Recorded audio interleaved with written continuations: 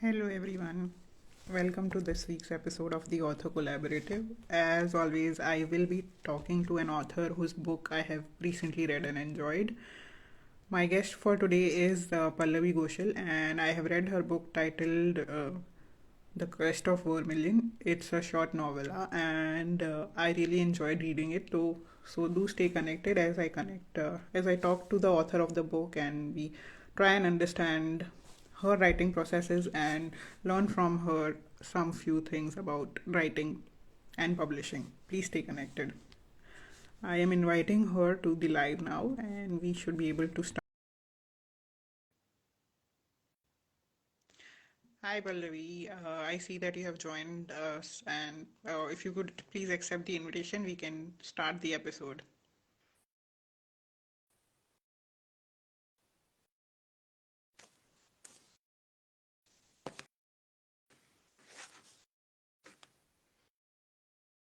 Pallavi, if you can let me know in the comments what is the issue, I will not be able to check any messages if you are trying to send me because I am on the live here.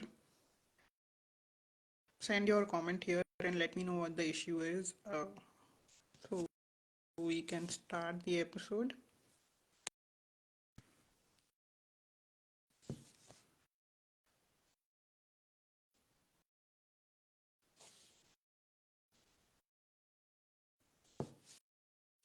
Hi, Tanvi. Thank you for joining. I am waiting for my guest to start. Uh, Hi, Pallavi. Can you hear me? Have you joined the live?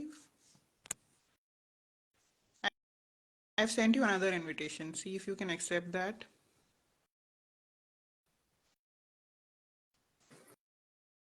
Uh, am I audible Yes, now? you are audible, but I can't see you. That's fine. That's an Instagram glitch we have to ignore. Now is it okay? No, I will not be able to see you, but I can hear you. It's okay. Whenever I upload the video, we'll both be visible. Okay. Currently, I can't see you, but I'm sure the audience can see you. Whoever is watching, please let us know in the comments if you can see Pallavi. Okay, so welcome to the Author Collaborative, Pallavi. Really glad to have you. And finally, to start the episode, because we faced a couple of glitches Correct. when we were trying to start the episode before. So, welcome. And before we begin the episode, would you like to tell the audience about yourself? I am Pallavi Ghoshal, that's my full name, and by qualification, I'm an engineer. But after traversing through various career pathways, I switched to my whole soul passion for writing. So, being a passionate writer, I couldn't stay away from my dream, my passion, and my love, I would say. So, that's about me. And in my And pastime, I usually paint or I okay, love traveling, you can say. That's few of okay. my leisure activities. Yeah, Okay, that's wonderful to know, Pallavi. And I was just telling the audience that I have read your book and I enjoyed it. thank Before we start talking about the book, let me just show the audience the cover. It's a very interesting cover. And I also wanted to know the covers are different. Is it? Because Amazon shows me this cover, but when I look at Google Images, it shows me a different cover. Why is Yeah, that? actually, it has been republished. Okay. Actually, it was the first edition was there in 2023, and then in Okay. 2024 we went for a new edition with a whole new cover that looks like this now. Okay. So we went for a reworking. Okay. Yes, So the I'm not able to enlarge the cover, so I'm just going to show it on my Kindle library. That's the first book here. I'm not able to enlarge it, but this is the book that we are talking about, The of Vermilion. correct. And I am going to read out a couple of passages so people will know what the book is about and they'll be curious to hopefully pick up the book and read it themselves. So, this is the first chapter. This is how the story begins. Krutika sat in distress with unkempt hair, wailing occasionally, staring at her aghast mother. Her incessant wails had now transformed into inconsolable sobs, while her mother sat at the other corner of the room, surrounded by few relatives taking care of her. Few men murmured about the rituals to be taken care of. Krutika's brother slowly tapped her on the shoulder and uttered, "We need to go now." Krutika, 25, and Ridit, 30, were somehow trying to strap themselves strongly as they had to stand for Richa, their doting mother. Richa had just lost her loving husband to a disastrous car accident. The last rites were yet to be performed. The family had proceeded for cremation. As the pyre was lit by Ridit and the mourning family members waited to collect the mortal remains, Krutika was deeply moved. The century old rituals, their weirdness, and the societal dogmas caught her attention. That's how the story begins, and we know right away that it's going to be a very insightful read and also a little emotional because right at the beginning we have witnessed the death of one of the characters, and Hmm. now we are going to further understand how it goes. The story moves on from there. Hi, Nilshri. Thank you for joining. So, my first question to you is: I have seen that you have written two books, right? Yeah. And both of them are short stories, or we can call them novellas.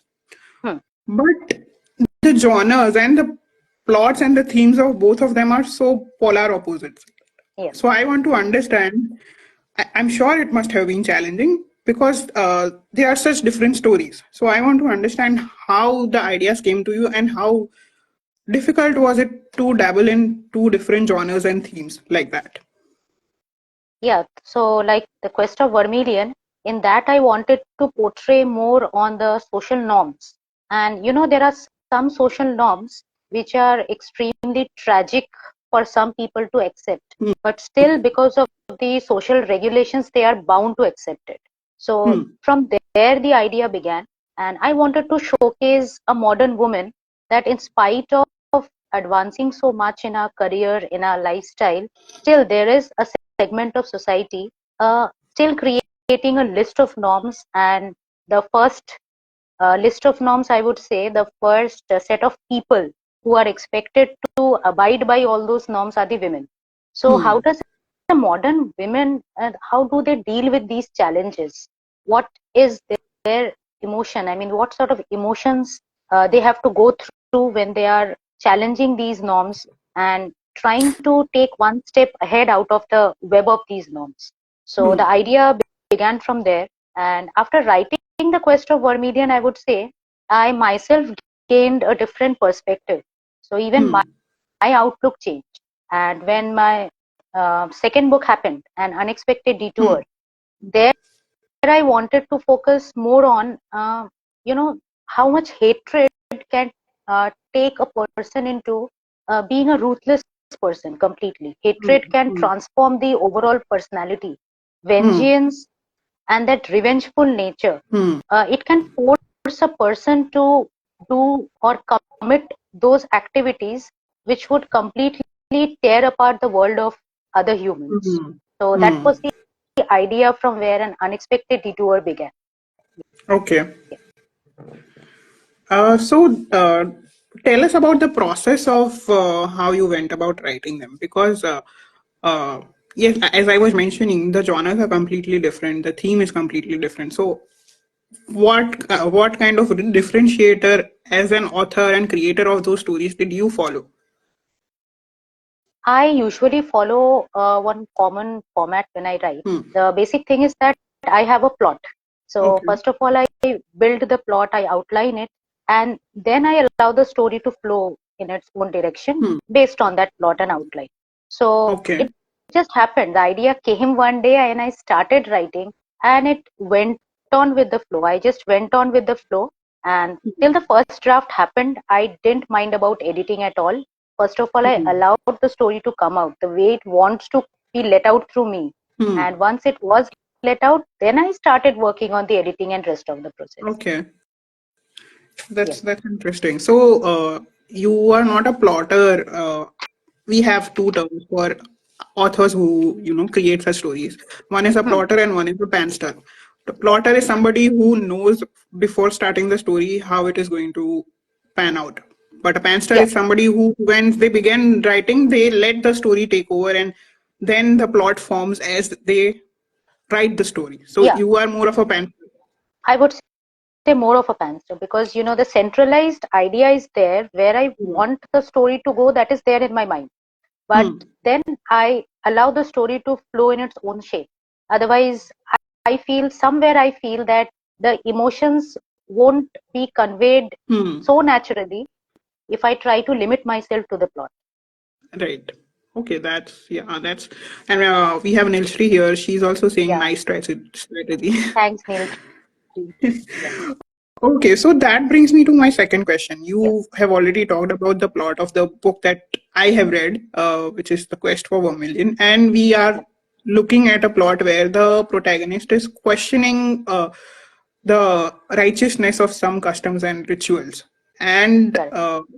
writing such a story can be a bit risky and challenging. So I want Yes. to understand your struggles and challenges and how you overcame those while writing the story. The first thing I had to keep in mind, that I have to talk about the traumatizing effect of some social rules, some social Hmm. norms.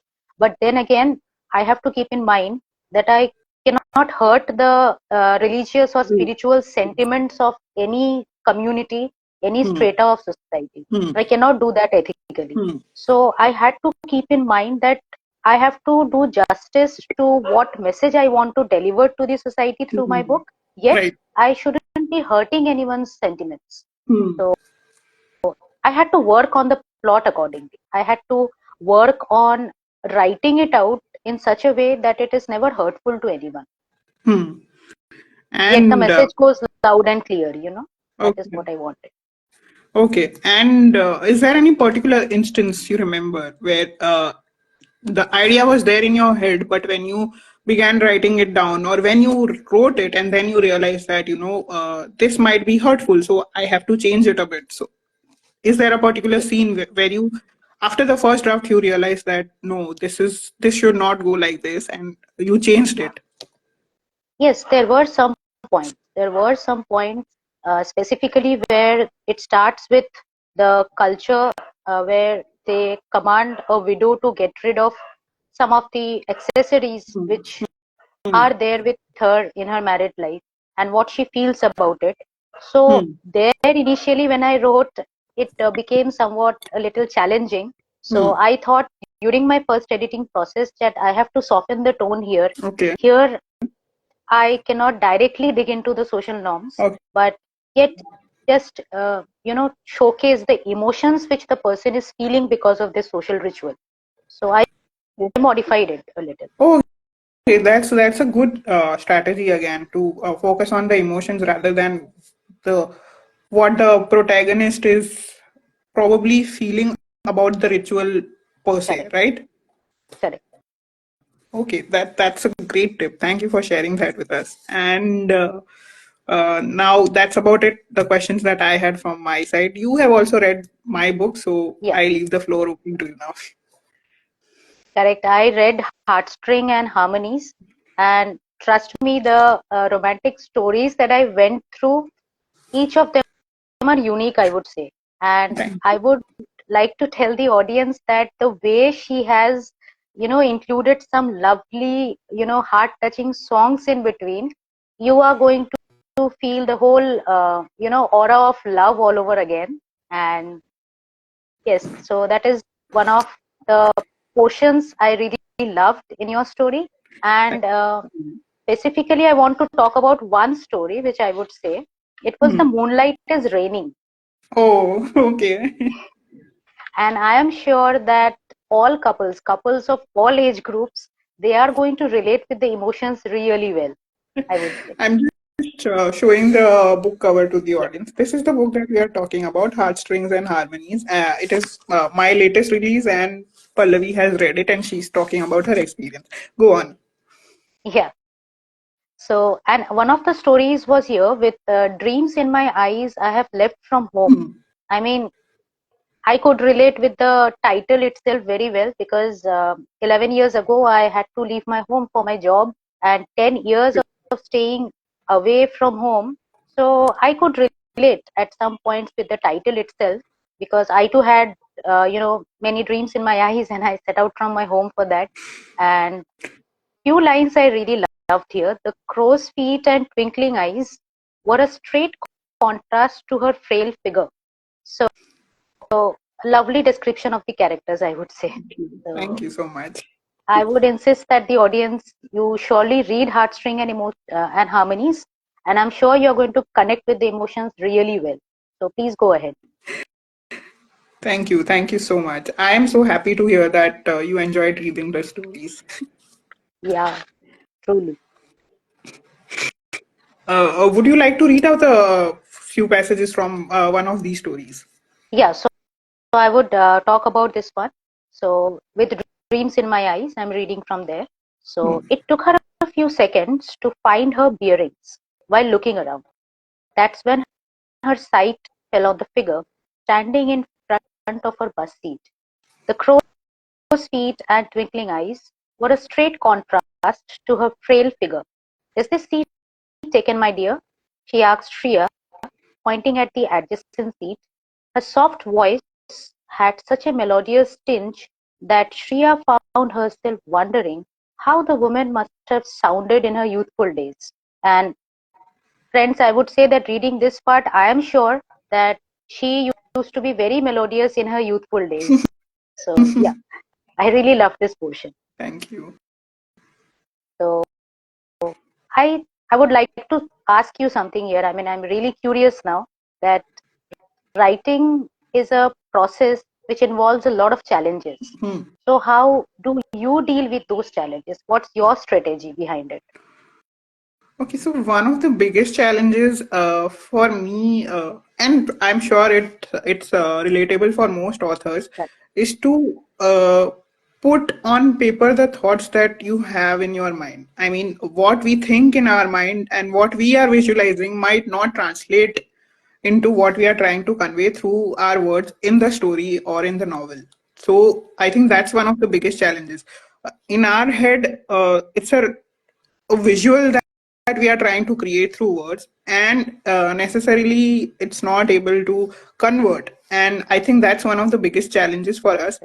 One of the strategies here that works for me very well is that I close my eyes and I visualize the scene before I start writing it.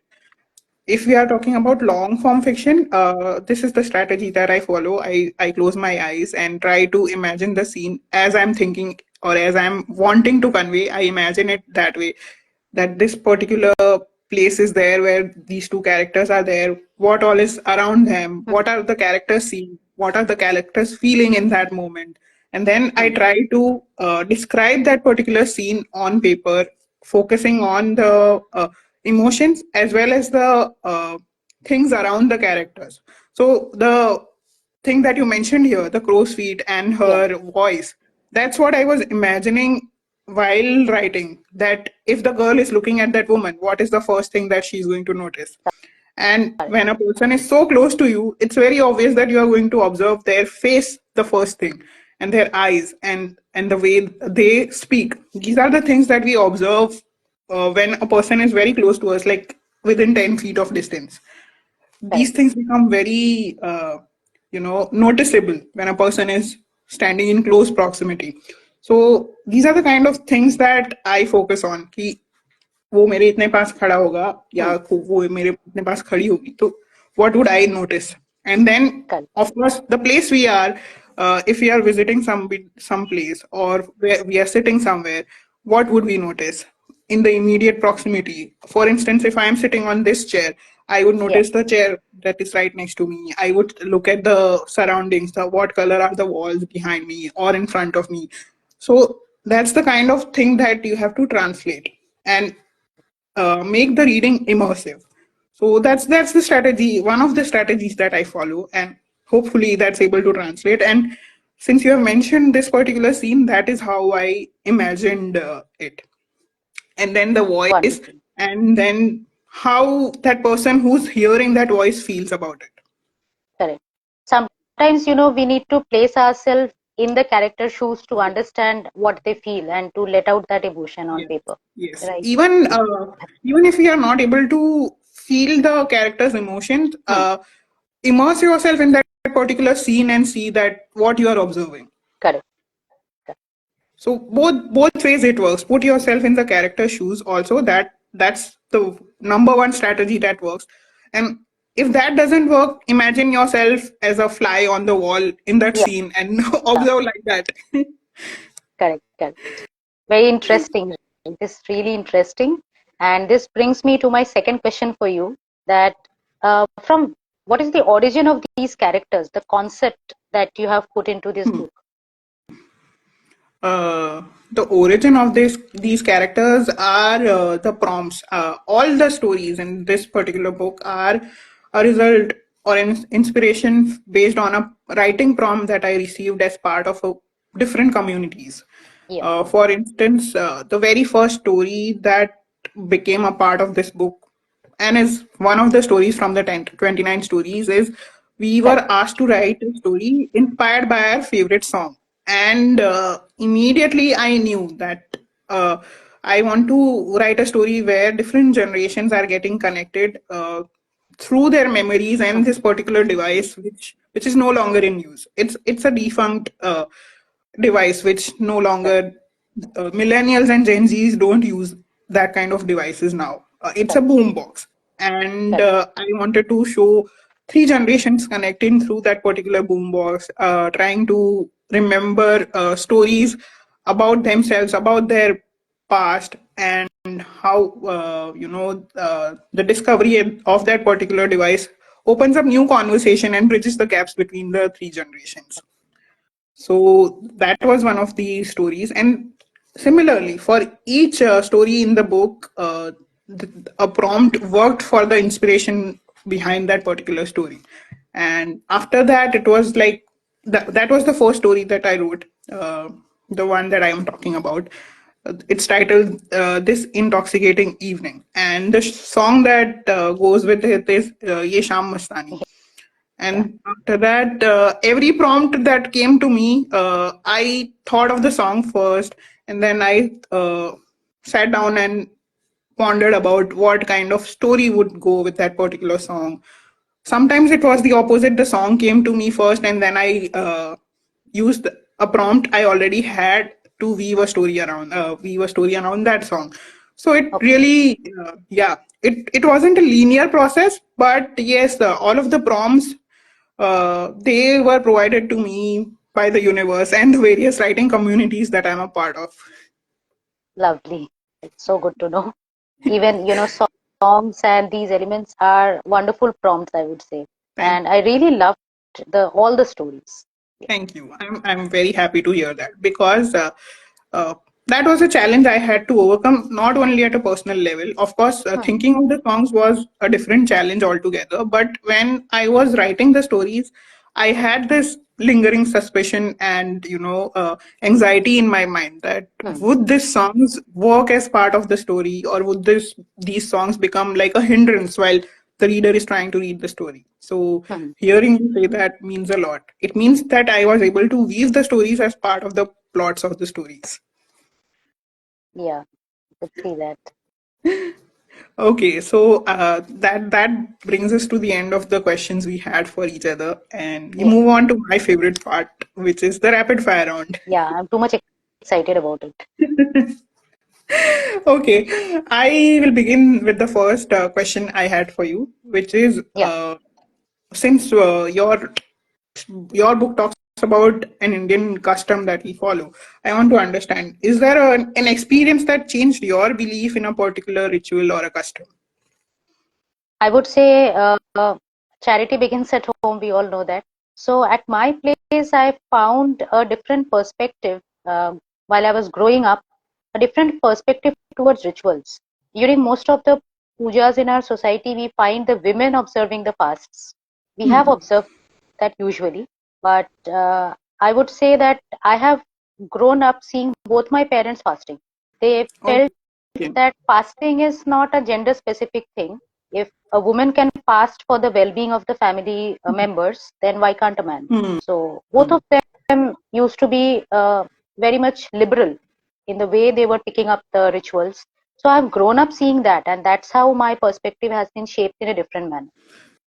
That is so wonderful to know. And this these small things are how we break gender stereotypes and a lot of other, patriarchal thoughts around such rituals. Yeah, that's great to know. Your turn.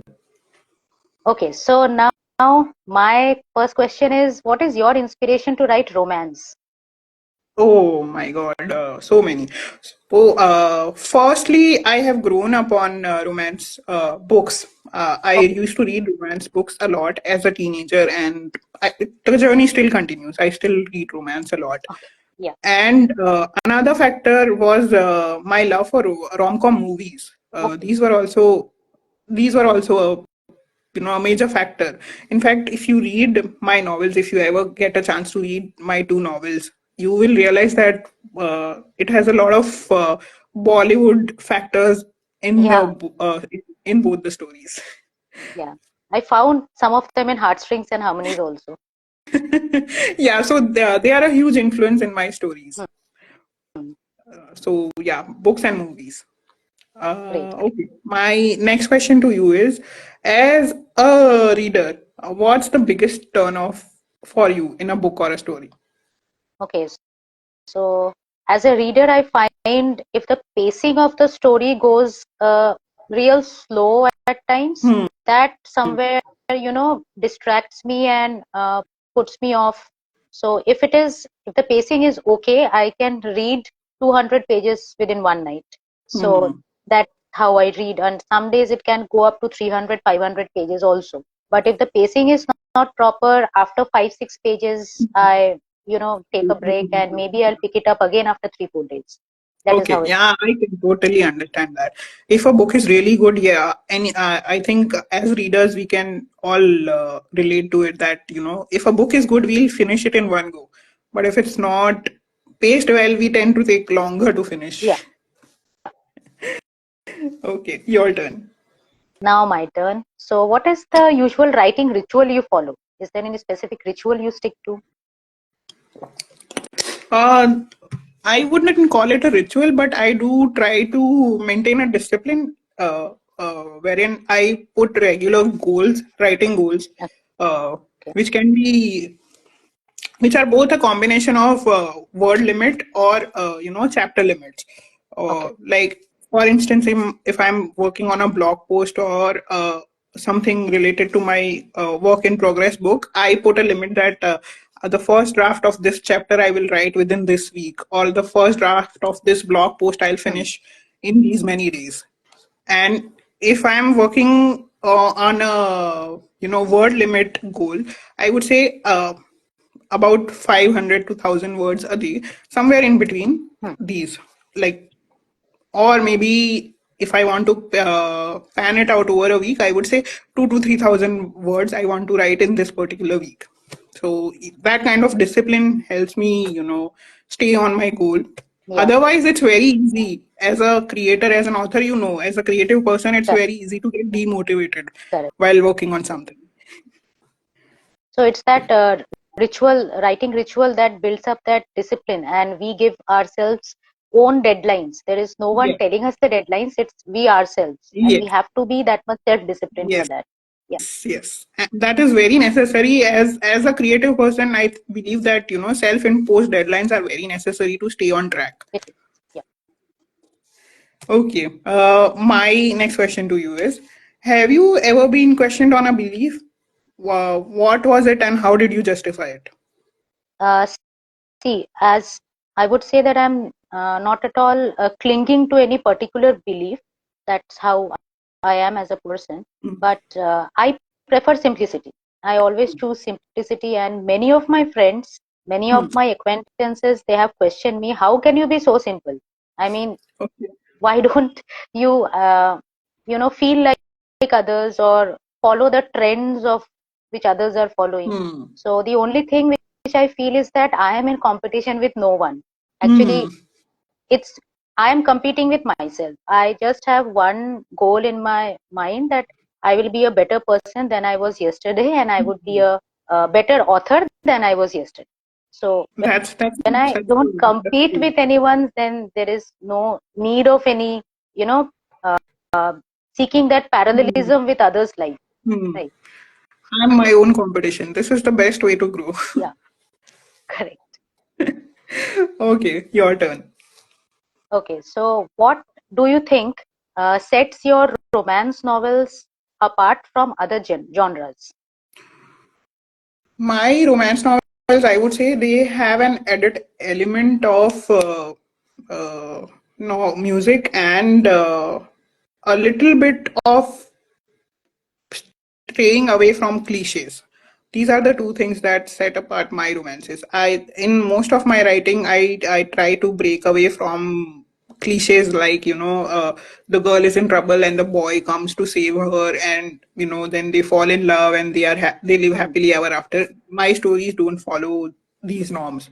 Uh, I try to show women characters who are strong, independent, and if they are in a problem, they either come out of it on their own, or they, figure out a way by seeking help if they want. Like koi aake bachayega, that kind of thing I don't follow. So Yeah, yeah.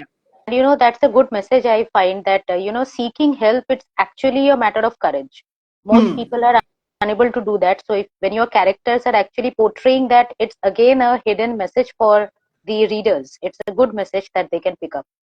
Yeah, and I consciously do that because I am myself that kind of a person as well. And but it took some courage to come to that kind of being that kind of a person too. Because Yeah, as women, I believe we are conditioned कि कुछ नहीं हो रहा है तो immediately you can ask any of the men in your life to help you out. yeah, But hmm, why? If we can figure something out on our own, why shouldn't we? That's what correct, I have learned through correct, my experiences. So through my characters also, I try and see that. correct. Okay, So now my your turn. yes. A habit that you feel that every writer must adapt. We have to make time for reading every day and for writing something every day. And Yeah, that. we have to seek that self motivation ourselves. Nobody is going to come from outside and motivate us. We have Hmm, to practice some activity daily that helps us to motivate ourselves. Only then this creative journey can move ahead. wonderful. That's great golden advice. I must say for It is any. required. Yeah. Yes. Okay. Your last question for me, I think. Right. Yeah. So, what themes do you aim to convey through your stories? And if any story, any of your favorite book name or story name you want to share, you can share with us. I always go with my latest books for answering such questions. So Yeah. my current favorite is Heartstrings and Harmonies, and it's a collection of 29 stories. In fact, a few of the stories from the book are inspired from my personal life. Okay. For instance, one of the stories, which is titled, I am forgetting the title, but I remember the song, Jamero. And it Okay. talks about two siblings, two boys, two brothers, Mhm. and Mhm. how they are completely opposite from each other. And one of them is a little laid back, and the other one is very competitive, and he's, and A grade student. And that's Okay. inspired from my personal life. I also have Okay. an elder sibling who was an overachiever, and it's always overwhelming for a younger sibling to be, constantly being compared to their elder sibling. So that was a fun story to write, and those are the kind of themes that I generally try to bring out in my stories, which are about self discovery, self acceptance, self love. So those are the themes which are uniform in all my writing. Great. Okay, my last question to you is uh, fill in the blank. Your biggest strength is dash. My resilience and optimism. Okay, yeah. Yeah. Optimism that shines through in your writing also. I must say, I have Okay. only read one book of yours, but optimism shines in your writing and in the character and the beliefs that you have tried to portray through that character. Thank you. Thank you. Okay, so I think that's about it, right? We Yeah. have Sure. finished the questions we had for each other. Do we have any questions from the audience? I don't think so, right? No. There were some comments, and we did receive some hearts while we were responding. I'm not Correct. sure whose answer got those hearts, but both of us were answering well, in my opinion. Yeah, yeah, sure. It was really an interesting conversation, and I gained a lot of inputs from our conversation today. Going to help me Same. surely. Yeah. Same here, Pallavi. Yeah, I believe I've learned quite a bit from you as well. You have shared some wonderful tips. So thank you for joining me, and uh, I look forward to doing this again, and I am definitely looking forward to read your next book. So yes, before we part, would you like to tell the audience about any of your upcoming projects? There are few upcoming projects in the pipeline, so hopefully I'll be able to complete it and bring it out for my audience within 2-3 months. And one of them is, it's a hint. I am doing a poetry book as well. Oh, wonderful. Yeah, So there's a when can we poetry book expect coming it? up within a couple of months. Yeah, Wonderful. And this has been my goal for from the last few years. I bring out one poetry book every year. So I will also be putting out a poetry book soon, and hopefully we'll be able to do this again. And sure, uh, sure, it would be a fun conversation. sure, sure. It's going to be a really interesting thing, talking about poetry, emotions, and a lot of feelings. Yeah, Yes, I look forward to that. yeah. Thank you once again for joining me, Thank you Pallavi, so and much. thank Thank you. you everyone for joining us. Bye. Thank you. Bye.